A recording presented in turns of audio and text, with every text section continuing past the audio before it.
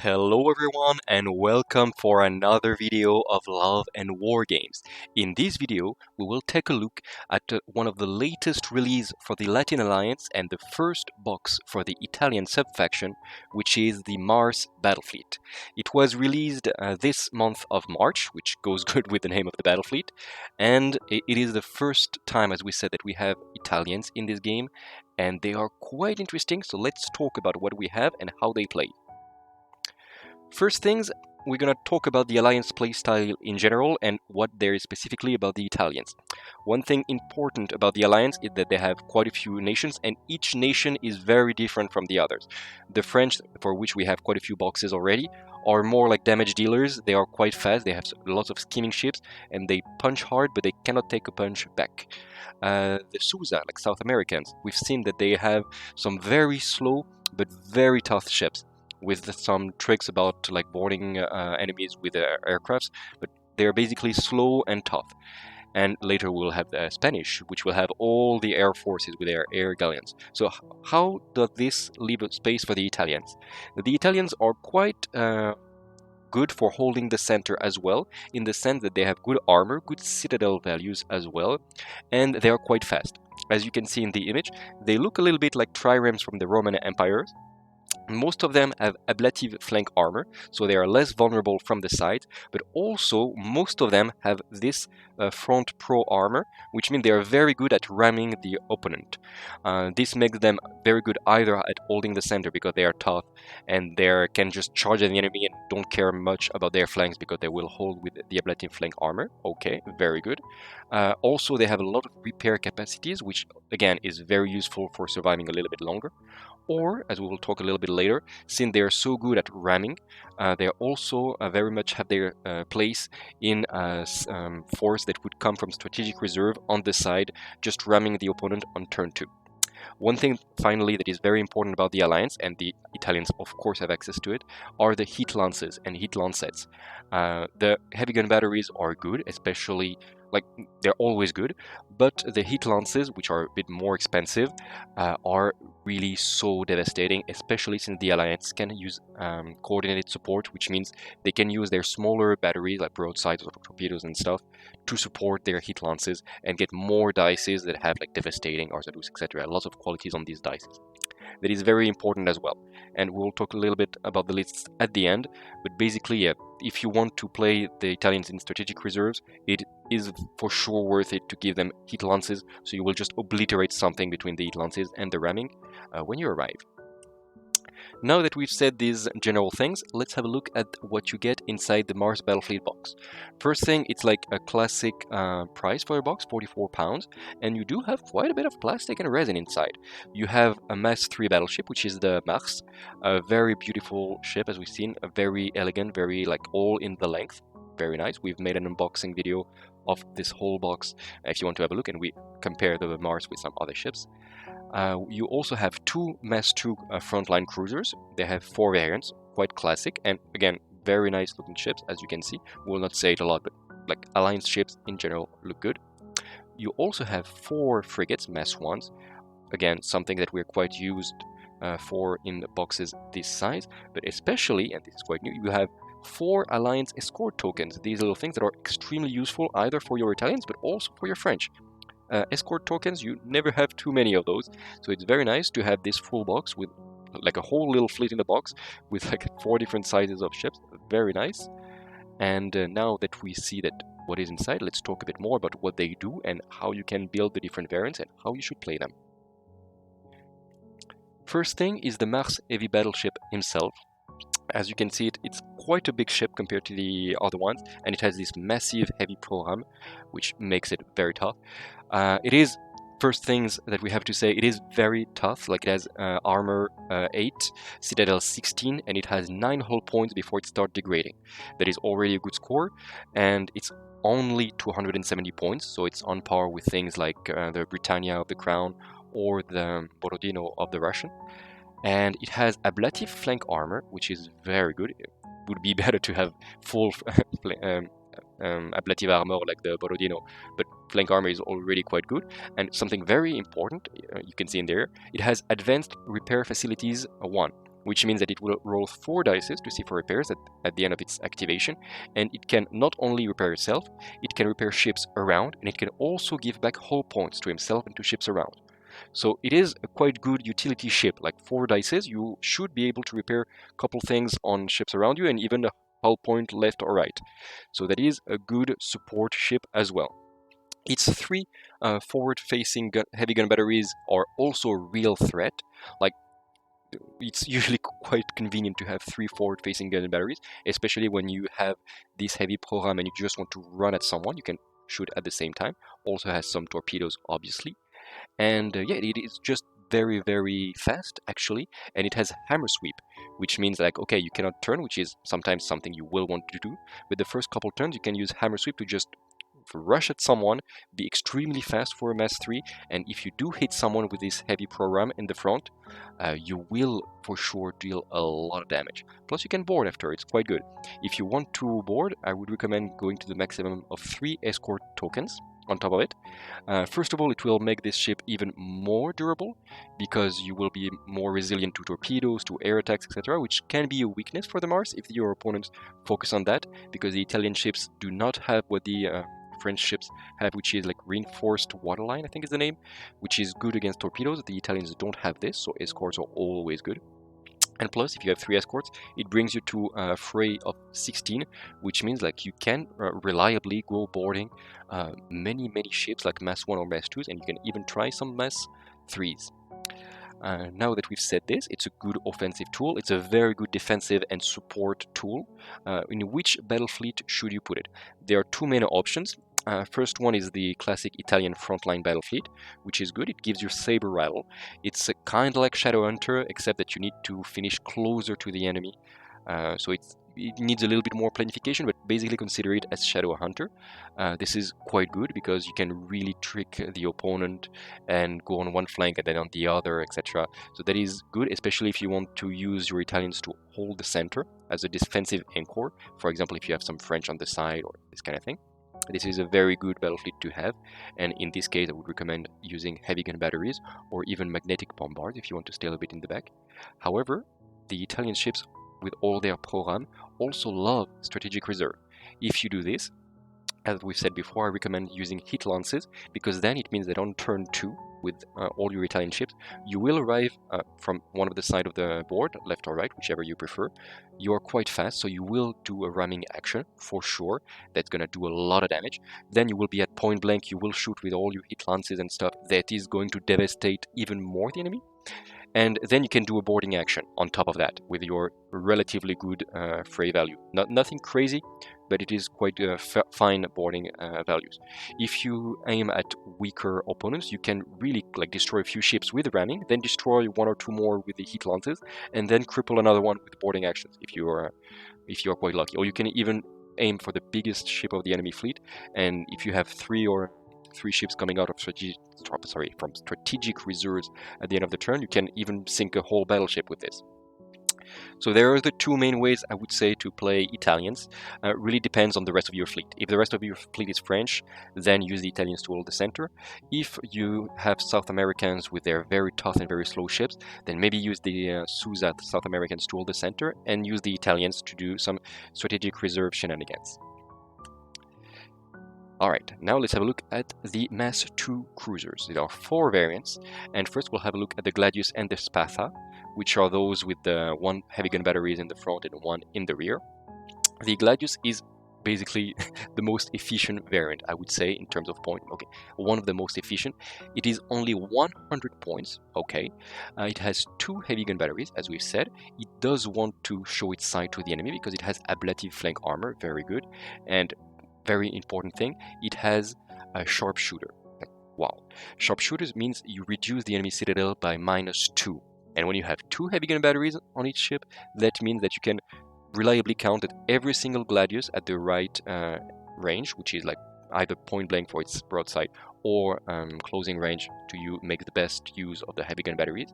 A Gladius will reliably cause a critical hit on basically any Mass 2 cruiser that it points its gun at. That is very, very good to have this reliability thanks to sharpshooter.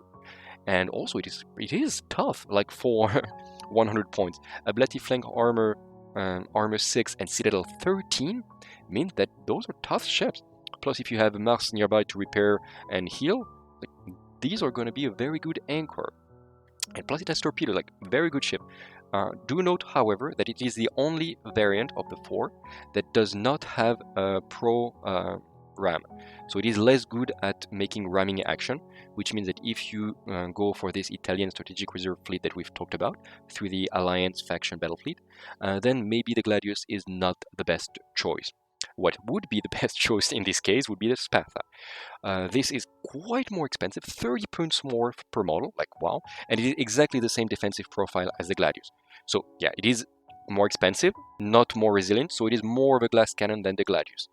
It loses sharpshooter, which is sad, but it gains in exchange focused gunnery, and of course it has a small gun battery in the front. So it does gain firepower in total, but that is already something. It has good broadsides as well, and it has of course this pro ram.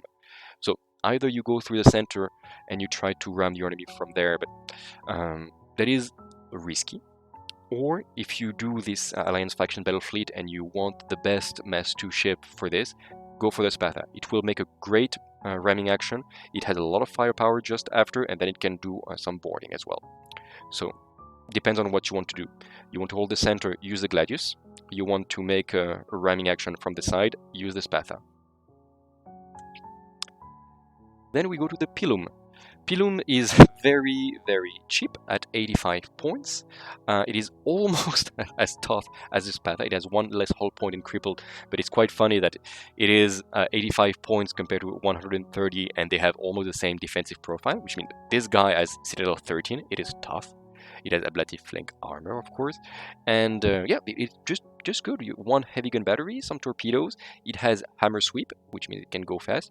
We don't see it in the picture, but it does have pro ram, at least in the rulebook, in the orbit, and it has minesweeper. It means that it's very good to put in the front of your fleet.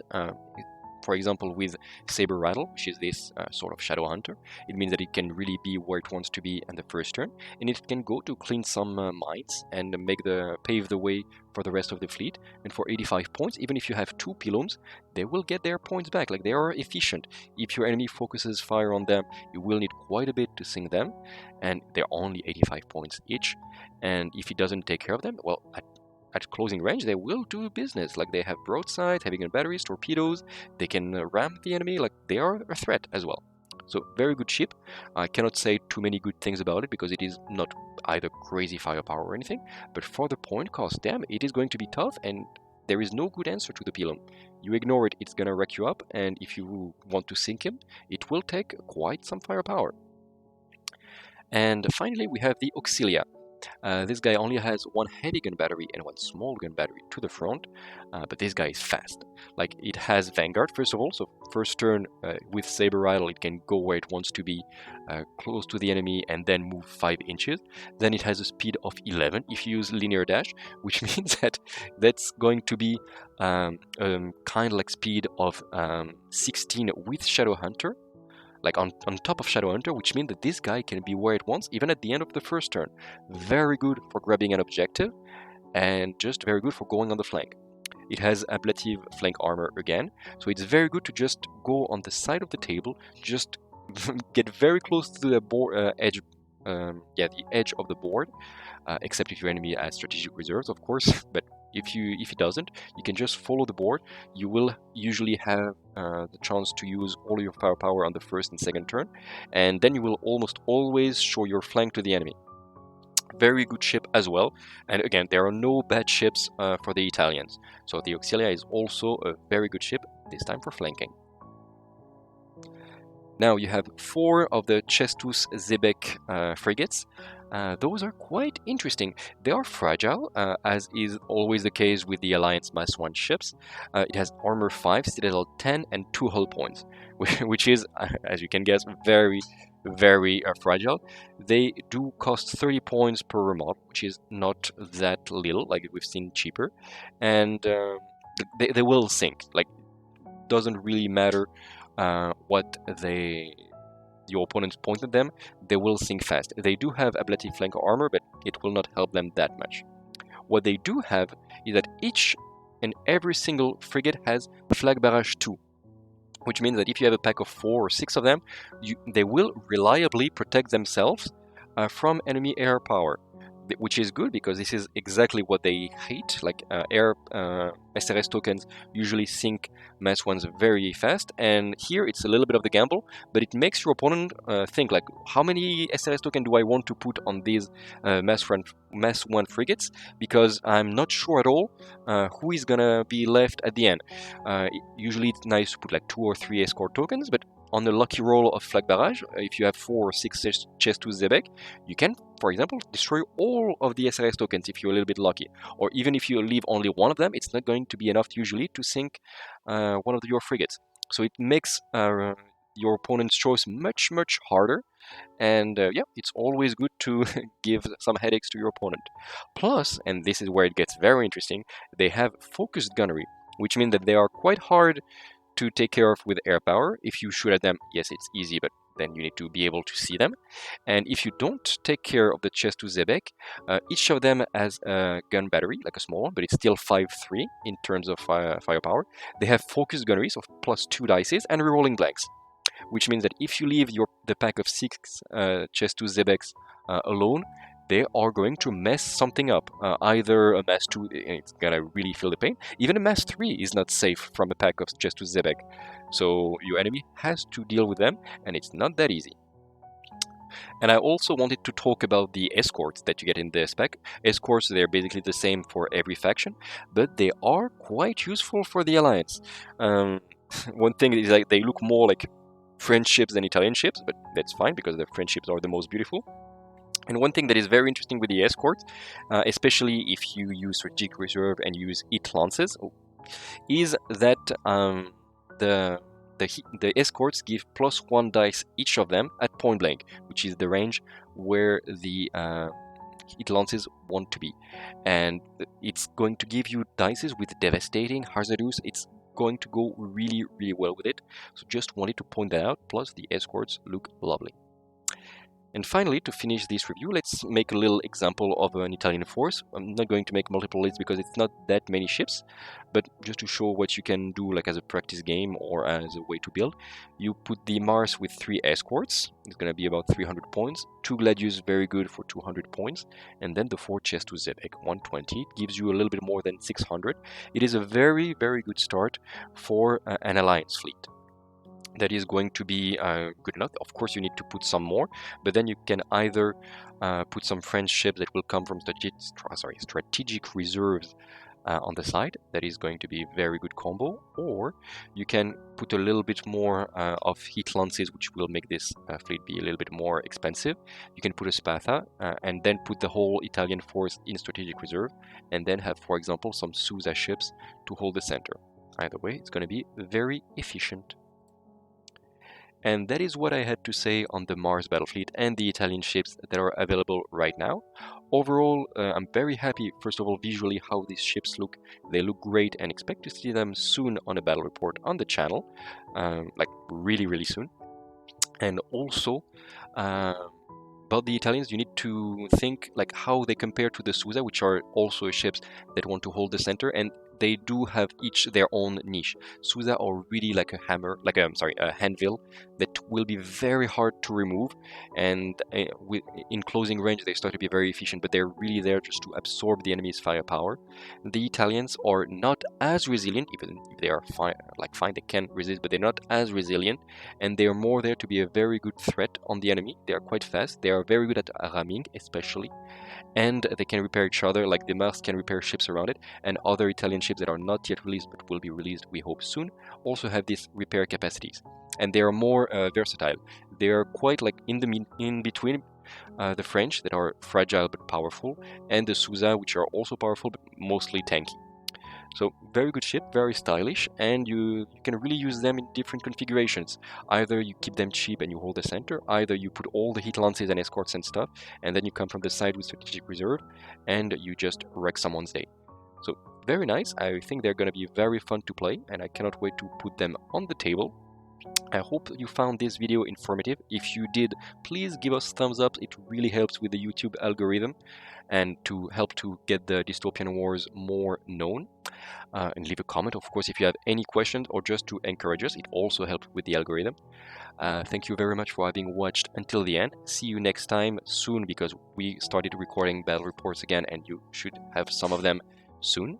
And until the next video, take care of yourself, take care of those around you, and remember to keep spreading the love all around. Bye.